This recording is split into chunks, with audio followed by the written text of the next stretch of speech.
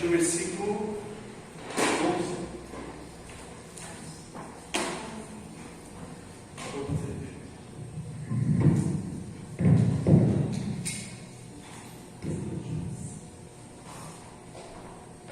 Mateus 27, a partir do versículo 11. Diz assim: Jesus estava em pé diante do governador, e este o interrogou, dizendo: Você é o rei dos judeus? Jesus respondeu: O Senhor está dizendo isso. E sendo acusado pelos principais sacerdotes e pelos anciãos, Jesus nada respondeu. Então Pilatos perguntou: Não está ouvindo quantas acusações fazem contra você? Mas Jesus não respondeu nenhuma palavra, a ponto de o governador ficar muito admirado. Ora, por ocasião da festa, o governador costumava soltar o povo preso, conforme eles quisessem. Naquela ocasião, eles tinham um preso muito conhecido, chamado Barrabás. Estando, pois, o povo reunido, Pilatos lhes perguntou: Quem vocês querem que eu solte? Barrabás ou Jesus, chamado Cristo? Porque sabia que era por inveja que eles tinham entregado Jesus. E estando Pilatos sentado no tribunal, a mulher dele mandou dizer: Não se envolva com esse justo, porque hoje, em sonho, sofri muito por causa dele. Mas os principais sacerdotes e os anciãos persuadiram o povo a que pedisse Barrabás e condenasse Jesus à morte. De novo, o governador perguntou: Qual dos dois vocês querem que eu solte? Eles responderam: Barrabás. Pilatos lhes perguntou: Que farei então com Jesus, chamado Cristo? Todos responderam: Que seja crucificado. Pilatos continuou: Que mal ele fez? Porém eles gritavam cada vez mais: Que seja crucificado. Vendo Pilatos que não conseguia, e que ao contrário o tumulto aumentava, mandou trazer água e lavou as mãos diante do povo, dizendo: Estou inocente do sangue deste homem, fique o caso com vocês. E o povo todo respondeu: Que o sangue dele caia sobre nós e sobre os nossos filhos. Então Pilatos lhe soltou Barrabás, e depois de mandar açoitar Jesus, entregou para ser crucificado. Até aí. Estamos chegando na crucificação de Jesus. Ainda, deixa eu ver quantos segundos é. Vai ter mais um. E depois vai ser a crucificação de Jesus. Então, sem ser domingo que vem, no outro será a crucificação de Jesus. Tudo isso aqui, agora que a gente leu, já é de manhã. Não, mas é de manhã o sol nascendo. Porque lembra que o julgamento de Jesus diante do Sinédrio aconteceu de madrugada. Eles levaram Jesus de madrugada para a casa de Caifás. Teve aquele julgamento lá meia boca, junto com os membros do Sinédrio, todo mundo lá preparado para mandar matar Jesus. E depois que todos eles concordaram em matar Jesus, levaram Jesus para Pilatos, que era o governador romano ali da região. Porque eles não poderiam matar Jesus sem o consentimento dos romanos. E ainda mais, no meio da festa da Páscoa, que estava acontecendo ali, era pior ainda. Então, eles mandaram muita gente que estava ali em Jerusalém. Então, para não ter problema com a lei dos romanos, e também não ter confusão com os judeus que apoiavam Jesus, eles precisavam que os romanos mandassem matar Jesus, porque aí os romanos seriam os responsáveis pela segurança de todo o procedimento. Então, os fariseus, mestres da lei, os sacerdotes levaram Jesus até Pilatos, e Jesus ficou diante de Pilatos em pé, e Pilatos o interrogou: Você é o rei dos judeus? Porque foi essa acusação que fizeram contra Jesus, Os sacerdotes fizeram essa acusação para Pilatos contra Jesus.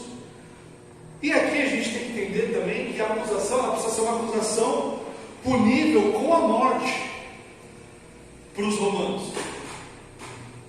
Se chegassem para os romanos e falassem: Jesus é o Messias, ele está falando que ele é o Messias, os romanos iam virar para os judeus e falar, e a gente com isso.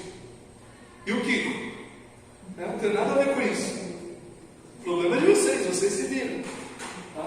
Eles tinham que fazer uma afirmação que fizesse, uma acusação que fizesse com que Pilatos mandasse matar Jesus, porque ele seria um perigo ou uma afronta contra o Império Romano. Então acusaram Jesus de dizer que ele era o rei dos judeus. E para os romanos o rei dos judeus era o imperador romano. Tá? E Pilatos, já achando estranho todo o negócio que estava acontecendo, falaram: você é o rei dos judeus?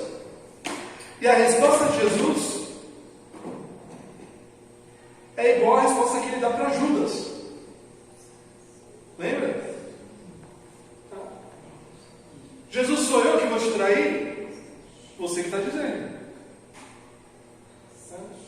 Aí Pilatos fala: você é o rei dos judeus? É você que está dizendo.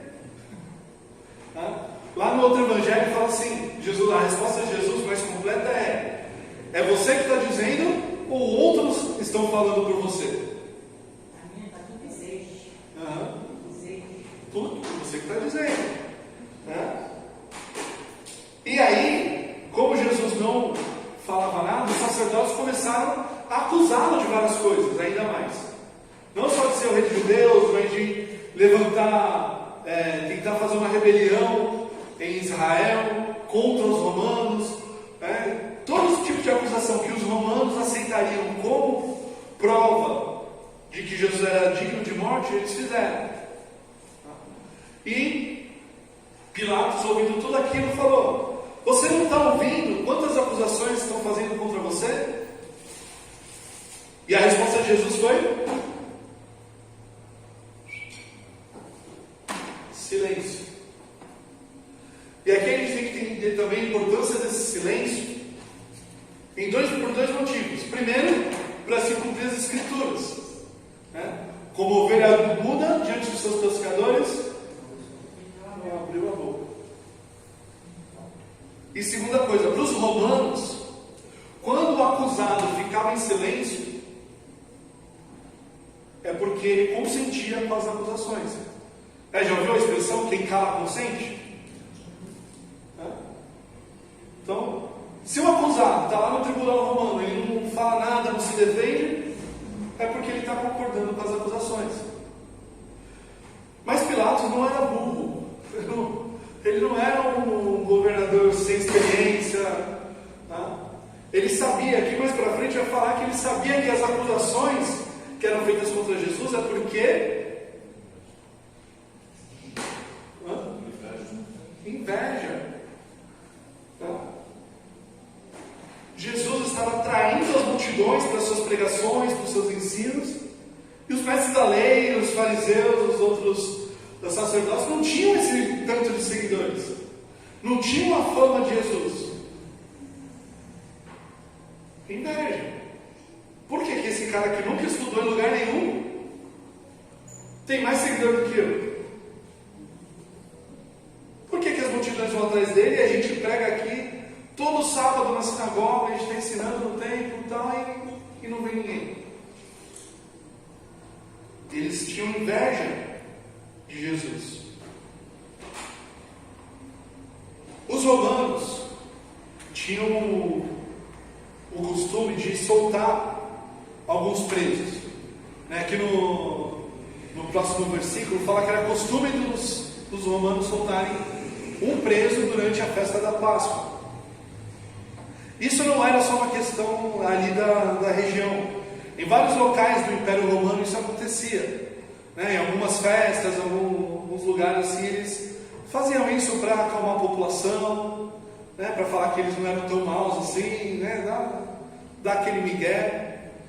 E Pilatos tentou soltar Jesus por meio dessa prática. E ele fala assim, no texto: ora, por ocasião da festa, o governador costumava soltar um povo preso, conforme eles quisessem. Naquela ocasião, eles tinham um preso muito conhecido chamado Barrabás. Quem era Barrabás?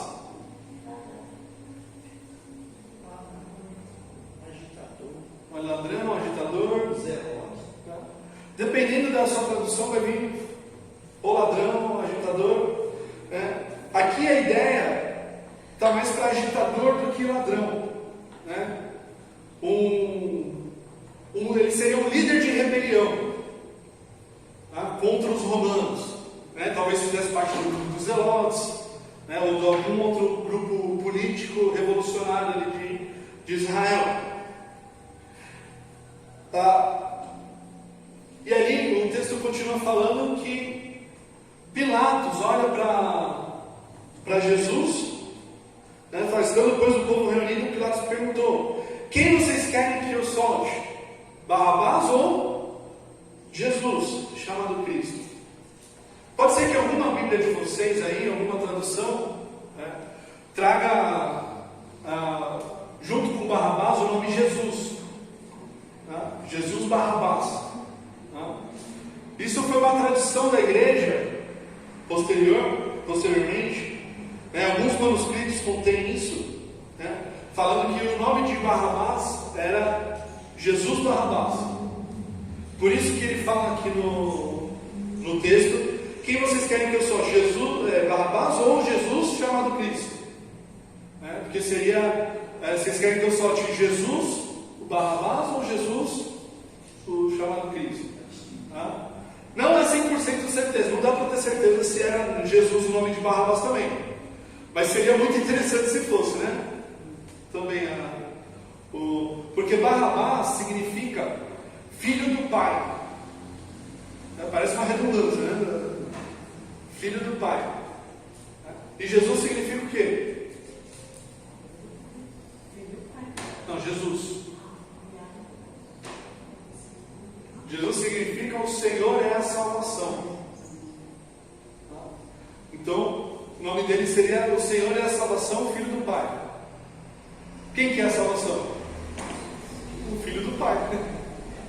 Seria muito... Não coincidência, né? Seria bem interessante se fosse assim. Mas não vou perder tempo nesse detalhe aqui, né? Porque tem coisa mais importante para a gente tratar aqui. E aí versículo 18: porque sabia que era por inveja que eles tinham entregue a Jesus. E estando Pilatos sentado no tribunal, a mulher dele mandou dizer-lhe: não se envolva com esse justo, porque hoje em sonho sofri muito por causa dele. Não dá para a gente saber se esse sonho foi enviado por Deus ou foi um sonho da circunstância, né? Por causa da época, do ambiente que estava sendo vivido ali. Pilatos já sabia que Jesus tinha sido preso, né, pelos judeus, porque qualquer cidade governada pelos romanos, eles têm espiões infiltrados no meio do povo, né, que vão dando notícia durante o dia, eles vão dando notícia sobre o que está acontecendo. E ele já esperava tudo isso, ele já tinha informações de quem era Jesus, o que Jesus pregava, o que Jesus ensinava. E ele sabia que Jesus não era um causador de tumulto. Ele sabia que para os romanos, Barrabás era muito melhor ficar preso do que mandar matar Jesus. Só que tem um outro problema que Pilatos estava enfrentando, que era uma questão política. Olha o que diz o versículo 24. Vendo Pilatos que nada conseguia e que ao contrário o tumulto aumentava, mandou trazer água e lavou as mãos diante do povo. O que estava acontecendo? Ele não mandava matar Jesus, nem soltava Barrabás, e o tumulto crescia. Uma coisa que os romanos não gostam é de tumulto. Qualquer coisa que tire a paz, que tire a ordem na cidade, os romanos não gostam. E Pilatos estava ficando complicado ali. Como que ele ia resolver isso aí se a cidade inteira resolvesse se rebelar? Causar um tumulto que a cidade toda de Jerusalém ia partir para cima dos romanos e querer matar todo mundo, querer matar Jesus à força. E Pilatos já estava complicado com o imperador. Lembra que eu falei semana passada? Pilatos estava na Judéia exatamente porque ele tinha feito coisa errada com contra o imperador. Não tinha feito coisa errada, ele era um outro partido político do imperador. E aí o imperador mandou ele para longe, para o fim do mundo, que era a Judéia, ali para os romanos.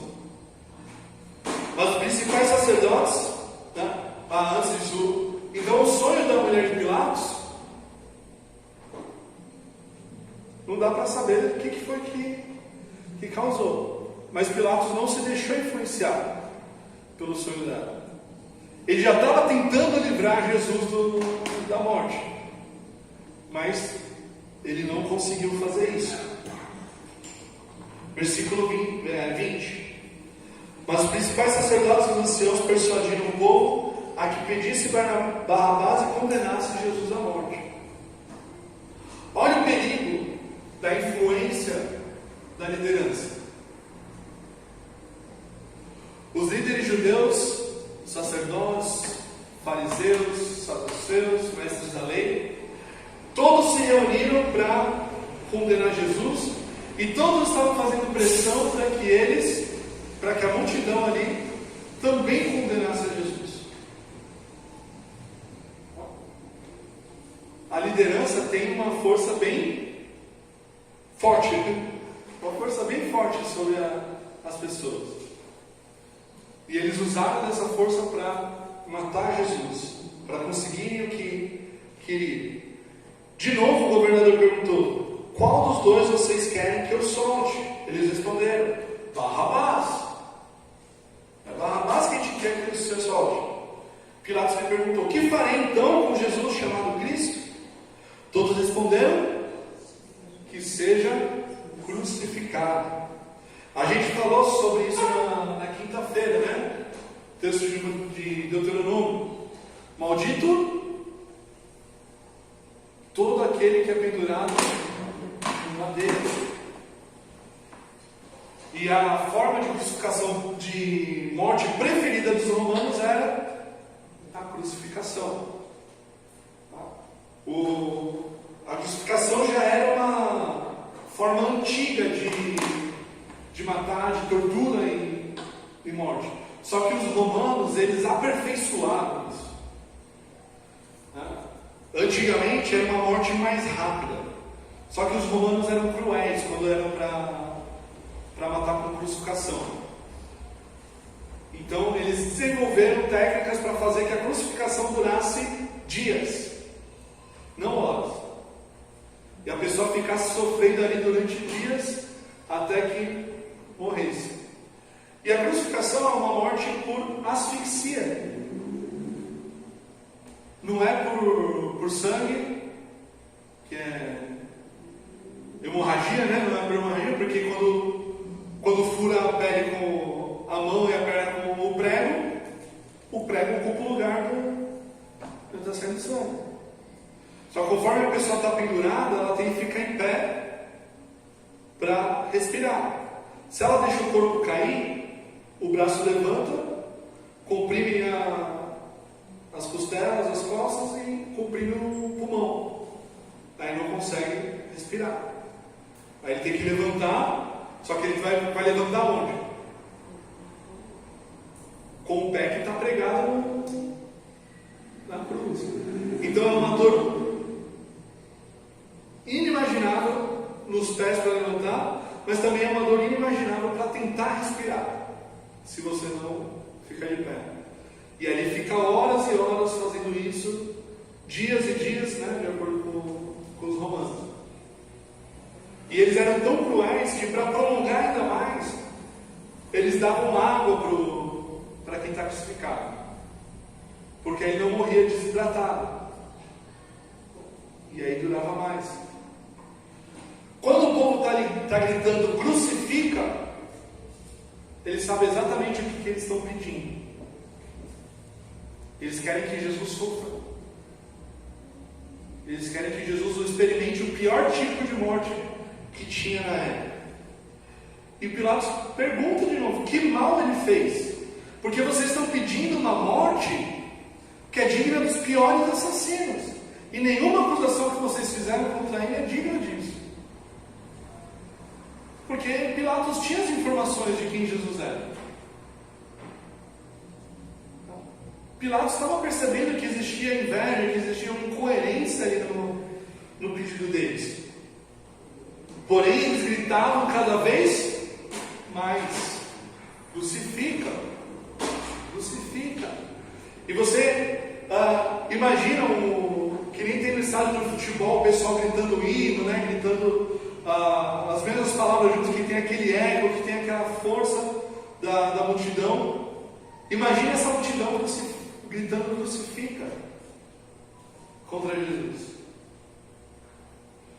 Vendo Pilatos que nada conseguia e que ao contrário o tumulto aumentava, mandou trazer água e lavou as mãos diante do povo, dizendo: estou inocente do sangue deste homem, fique o caso com vocês. E aqui a gente tem um paralelo com a história de Judas. Porque Judas, quando ele percebe a besteira que ele fez e vai devolver o dinheiro dos sacerdotes, ele fala: traí sangue inocente, eu não quero isso aqui, devolve o dinheiro. O que os sacerdotes dizem? Isso é com você. A mesma coisa que Pilatos responde para eles: vocês se viram com isso. E olha qual que é a resposta. Outra coisa, esse ato de lavar a mão de Pilatos não era costume dos romanos. Isso era o costume dos judeus. E ele usou o costume dos judeus para mostrar como que ele não concordava com aquilo. Ele está falando: eu não tenho culpa disso aqui, é vocês que estão querendo. Mas os textos anteriores falam que todos aqueles envolvidos na morte de Jesus são culpados. Mesmo Pilatos lavando a mão, isso não significa nada. Ele deu a ordem de matar Jesus. Versículo 25: e o povo todo respondeu: que o sangue dele caia sobre nós e sobre os nossos filhos. E isso aconteceu. Cerca de 40 anos depois, talvez um pouco menos, Jerusalém foi destruída. Por quem? Pelos romanos. O general Tito, que depois viria a ser imperador. E é tão interessante assim a cronologia, né? Porque por volta do ano 30 e alguma coisa, que acontece a morte de Jesus, o templo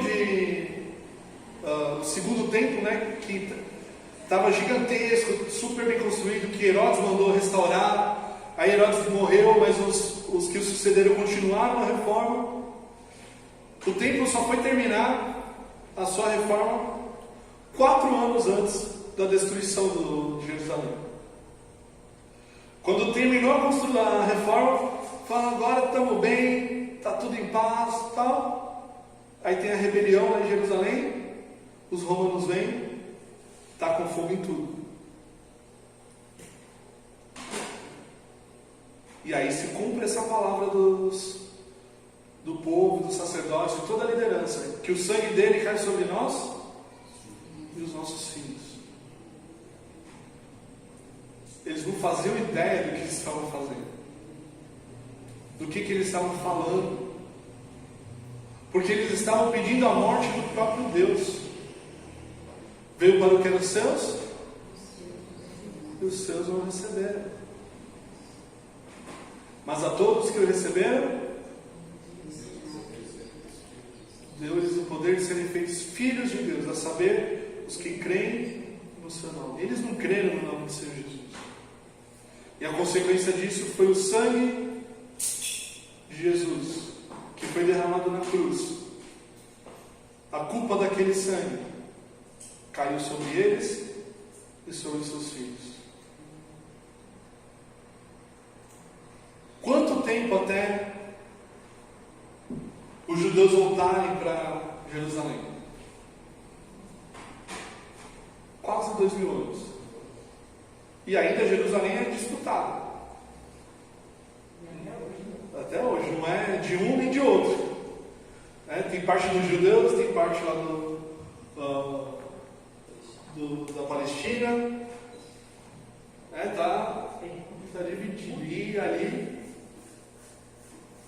só com guerra. As mulheres E a mesquita de Omar está lá no lugar do templo. Como é que vai reconstruir o templo se a mesquita está ali? Olha que confusão. E o texto termina falando: então Pilatos lhe soltou Barrabás, e depois de mandar aceitar Jesus, entregou para ser crucificado. Mateus, ele nem dá muito detalhe, da pré-crucificação. Os outros evangelhos dão um pouquinho mais disso aqui. Vão falar, no texto seguinte vai falar um pouquinho,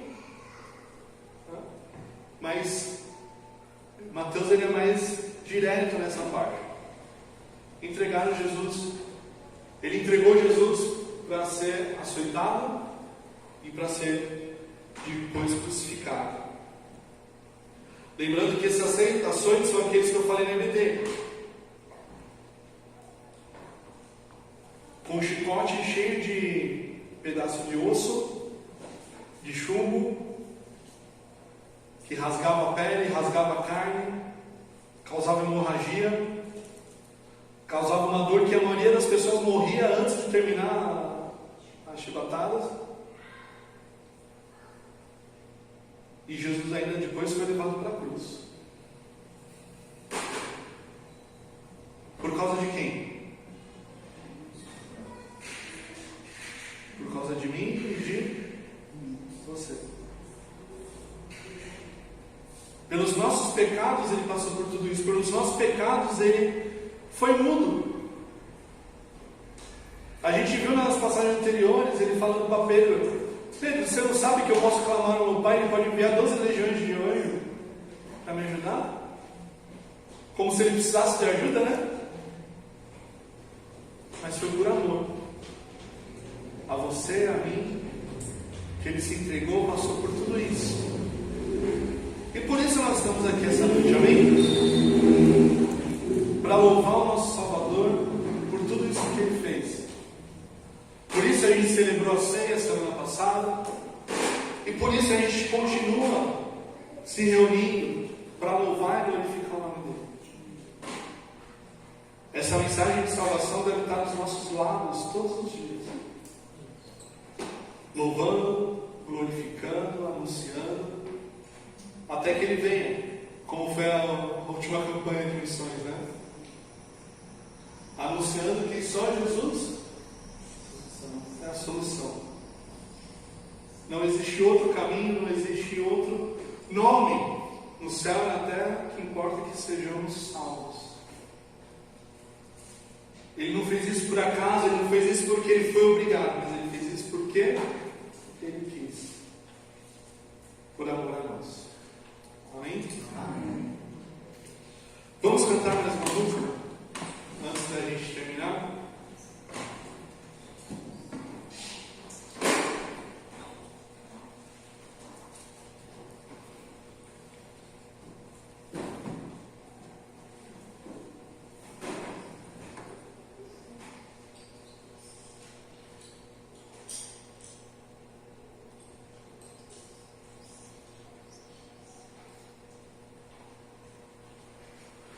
Todo o poder pertence a Jesus.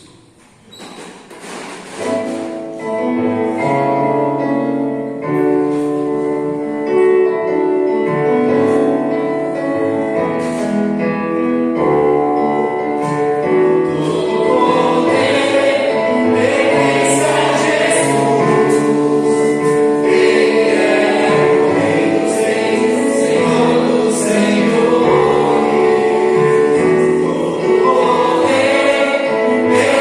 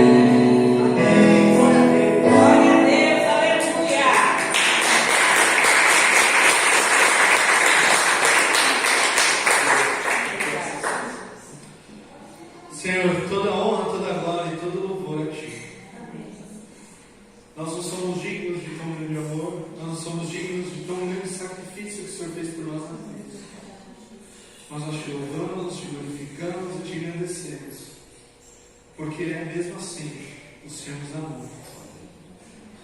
Porque mesmo o Senhor sendo o Criador de todas as coisas, mesmo o Senhor fazendo do universo o seu trono e a terra está dos seus pés, o Senhor nos amou e se entregou por nós.